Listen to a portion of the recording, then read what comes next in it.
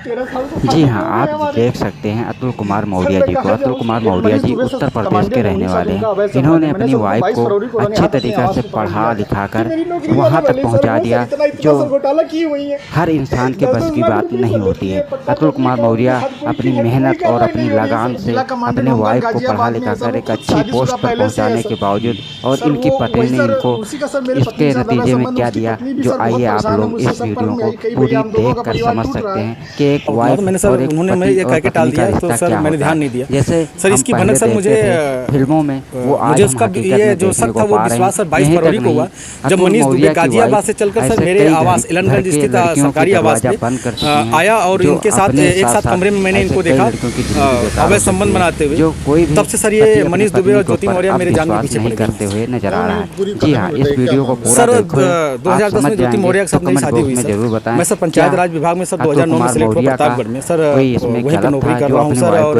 2010 में इनसे 19 नवंबर को मेरी शादी हुई और सर उसके बाद हमारे संबंध बहुत अच्छे रहे। इन्होंने कहा मुझे पढ़ना है सर, मैं इनको पढ़ाने के लिए मैं इलाहाबाद लेके आया और इलाहाबाद में सर द काउंसिल कोचिंग है, वहाँ पे इलाहाबाद में सबसे अच्छी कोचिंग थी। मैंने वहाँ पे किसी तरह से पिताजी के सहयोग से, भाइयों के सहयोग से और यहाँ तक कि मैंने अपने डीपीआरओ साहब के सहयोग से पैसा उधार लेके इनको कोचिंग कराया और सर ये मेहनत भी की सर और सक्सेस भी हुई। 2015 में ये सर एसडीएम पद पे चयन हुई, 16वीं रैंक इनकी आई सर। बहुत खुशी का माहौल हुआ कि हम एक छोटे पद पे रहते हुए अपनी पत्नी को इतना आगे ले गए। वो भी बहुत खुश थी, पूरा परिवार खुश था। और सर 2015 में ही मेरी सर भगवान की दया से मुझे इतनी खुशी मिली कि मेरी 2 जुड़वा बिटिया भी हुई और जिनका नाम हंसी खुशी मैंने रखा, क्योंकि उस समय खुशी का माहौल चल रहा था सर।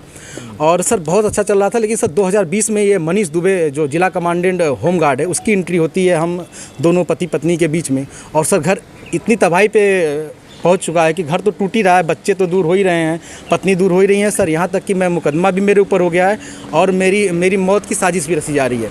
क्या धमकी, आपको कोई धमकी दी उन्होंने? हाँ सर, उन्होंने फ़ोन पे सर अभी 1 हफ्ते पहले फ़ोन पे सर उन्होंने हमारे गांव के किसी लड़के से बात की तो उसने मुझे कॉन्फ्रेंस किया तो उन्होंने उस पर कहा कि तो जो तुम काम कर रहे हो, जो ये जांचें करा रहे हो या करा रहे हो, इसके कारण तुम्हारी जल्दी से तुम मर जाओगे। हमने कहा ठीक है आप मरवा दीजिए। तो मैं नहीं मरवा रही हूँ, जो करवा रहे हो इसके कारण मारे जाओगे।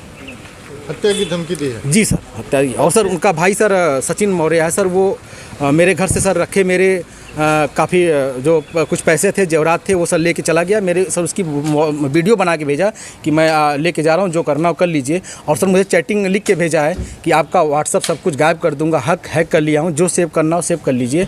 और सर उसने क्या किया कि मेरी सिम भी अपने पास रख लिया है, रख के यूज कर रहा है। मेरा बैंक अकाउंट है उसमें जुड़ा हुआ है सब कुछ। लेकिन सर वो मेरी जान पे सब लोग तुले हुए हैं सर। क्या वो आपसे तलाक मांग रही है? हाँ सर, उन्होंने मुझसे ऑडियो के माध्यम से कहा है। मुझे अभी तक कुछ ऐसा नोटिस तो नहीं मिला है, लेकिन सर उन्होंने कहा है कि तलाक प्यार से दे दीजिए, बवाल मत करिए, नहीं तो मैं आपको बर्बाद कर दूंगी। आपके डीपीआरओ से बात हो गई है, आपको बर्खास्त करा दूंगी, न नौकरी करने दूंगी न जीने दूंगी। आपने इसकी शिकायत कहाँ? सर इसकी शिकायत मैंने सर्वप्रथम सर उसी दिन धूमनगंज SHO साहब से की।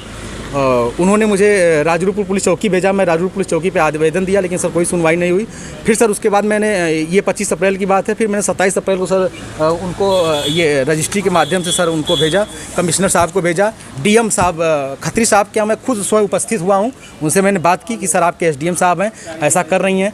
तो उन्होंने कहा ठीक है मैं कार्रवाई करवाता हूँ। फिर मैं कमिश्नर साहब के यहाँ गया, कमिश्नर साहब को दिया, पुलिस कमिश्नर साहब के यहाँ उपस्थित हुआ, उनको दिया।